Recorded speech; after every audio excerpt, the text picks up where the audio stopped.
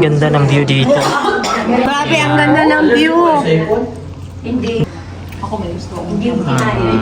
Yung kinain ko lang yung... Anak, Saka po, yung isang verse po na gusto ko po na lagi po pong naririnig ngayon sa Jeremiah 29:11. Salamat, salamat, O Jesus, sa pag-ibig mo. Ako'y magsasaya sa piling mo.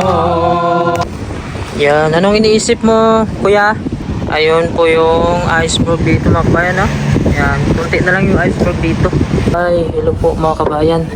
So ngayon kasama ko yung anak ko, dalawang anak ko. Tapos yung asawa ko sa loob. Pupunta kami ngayon sa doon sa bahay ng kababayan natin dito. Kasi mayroon kaming fellowship. So actually may simbahan dito mga kabayan, Christian Church. Pero dito muna kami sa bahay ng kababayan natin. Dahil may fellowship kami lang na mga Pilipino. So samahan nyo kami, papakita namin sa inyo doon yung bahay nila. At ang ganda ng panahon natin, oh. Summer na. Ayan, napakaaliwalas ang panahon mga kabayan. 1:30 na dito ng hapon. So ganito ka ganda yung sikat ng araw at saka ang linis ng tingnan, no. Tapos medyo mahangin lang konti. Nasa 5 degrees ata yung lamig natin mga kabayan. Kaya manunuot pa rin yung lamig, no, kapag hindi ka nag-jacket. Kaya nakasapatos pa rin kami dito, naka-jacket at nakabunit yung anak ko para iwas na sa sakit dahil nag-a-adjust pa to sila. At ito po yung paligid natin. So hindi naman kalayuan mga kabayan, no, yung bahay dito ng kababayan natin. Maglalakad lang kami kasi malapit lang naman siya. Papakita ko na lang doon pagdating mga kabayan. Ayan, ito yung labas nila dito mga kabayan, no? May nagtatambay dito. Ayan, pasok tayo dito sa bahay nila. So tingnan natin dito mga kabayan, no? Dito kami magpipillowship. Ayan. Alam mong gawin sa kalakasan,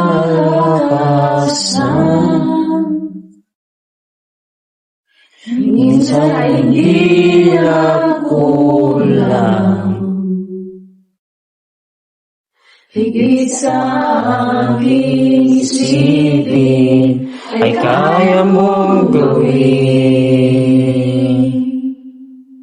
Bawat araw ko ay hawak mo, di mangamba sa piling mo. Yes, Lord. Purihin ka, O Diyos. Walang mahirap sa'yo, walang mahirap sa'yo. Ikaw ang Panginoon na makapangyarihan, walang mahirap sa'yo. Totoo, Lord, walang imposible sa'yo, Lord. Turuan mo kami, teach us, Lord, in our message today that we'll be able to learn, we'll be able to recognize these words from you, Lord. Na naway may matutunan namin, Lord, at maisabuhay. Ang pinaka-importante po ay maisabuhay ang mong salita, Lord. Ang bulahan at we honor your message for today. Yes, okay. Salamat kay Jane. More blessings to this house, Lord, sa pag-welcome niya sa amin.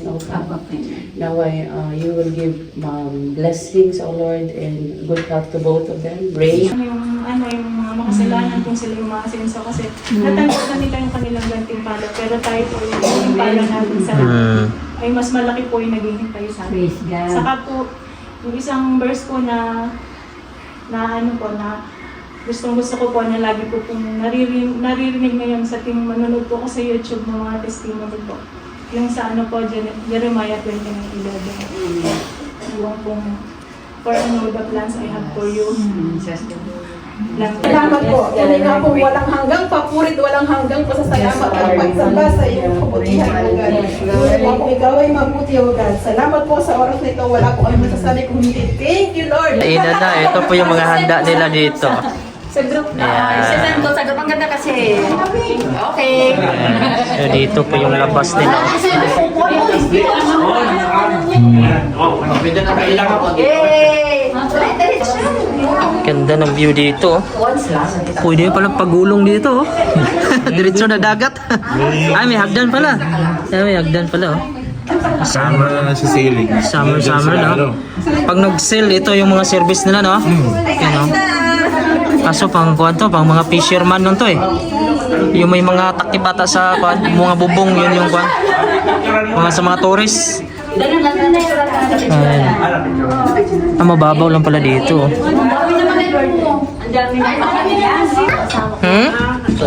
May mga kuwan dito, private po, yachting. Yan, ito po yung labas. Sakay, Amaya, sakay? Ha? Baba, Amaya, may hagdan sila dyan, oh. Yan, pwede mag-shortcut. Yan, dito hagdan. Yan, may parating mga kuwan, no? Fisherman. Yan. Yan sila, may pwesto. Ganda ng view dito. Ito yung Knockport or pier. Grabe, ang ganda ng view. Hindi ka ma-board dito. Bilang mo lahat na dumadating. Yung kinain ko lang yung Pili ka ng isang barko dyan. Sino ba yung kopya. May request ko rin answer pa doon.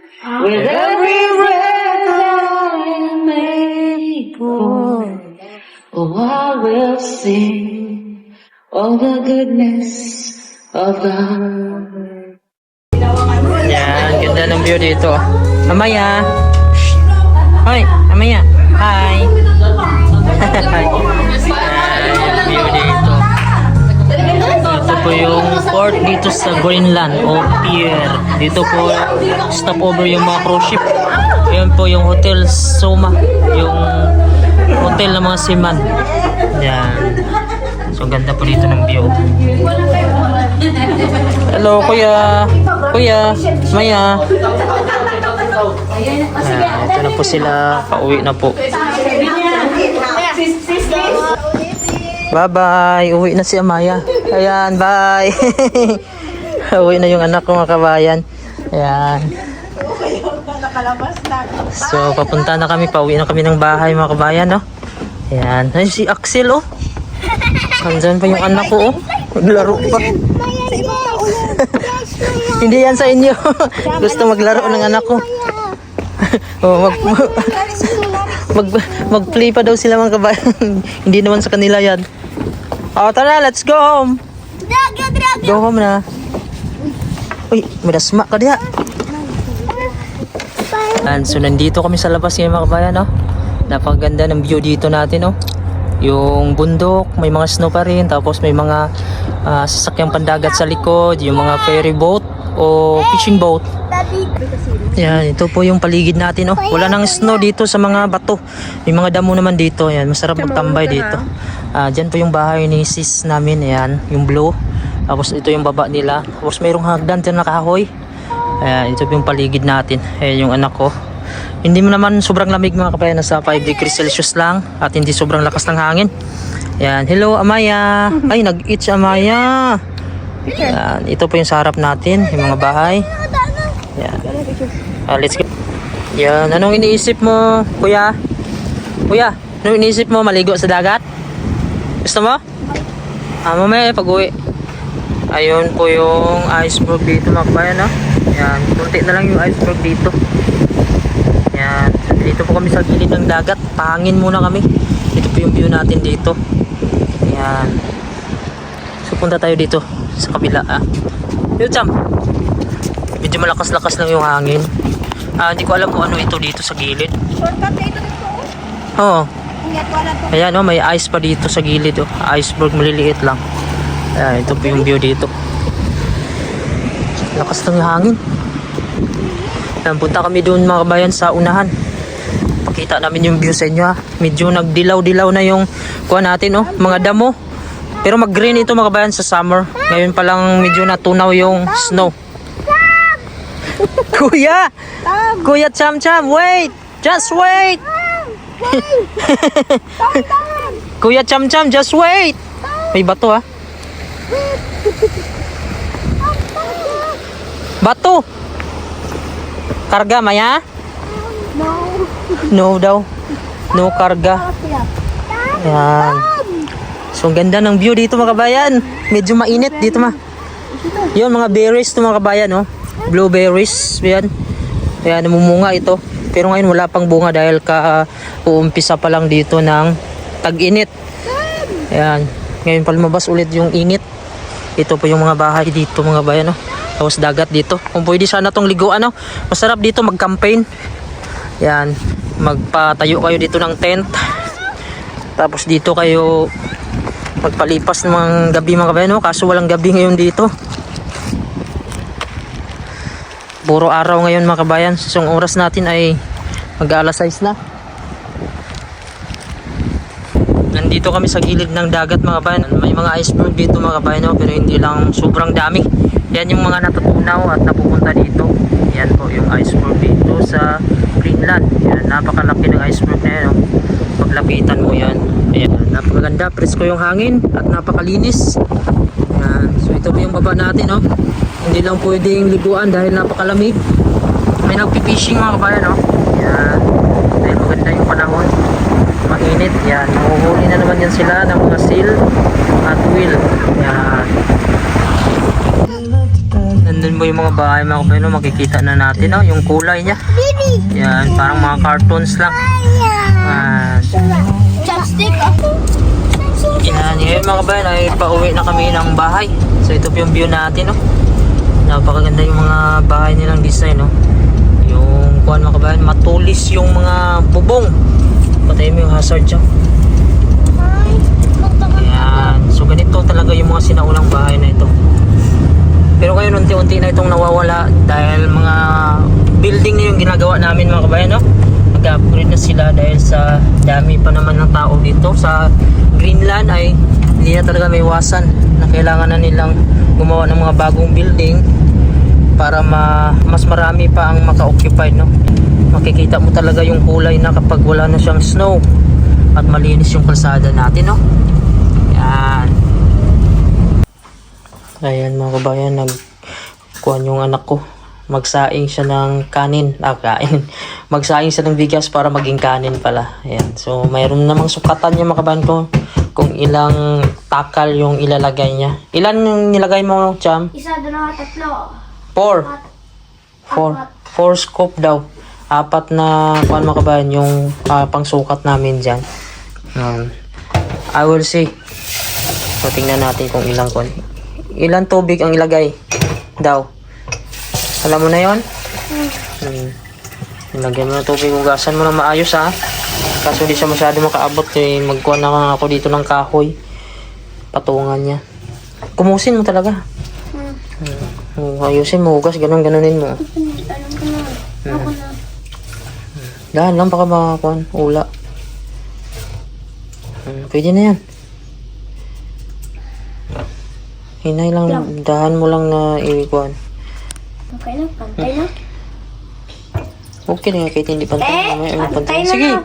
Yung kukusin ng tubig.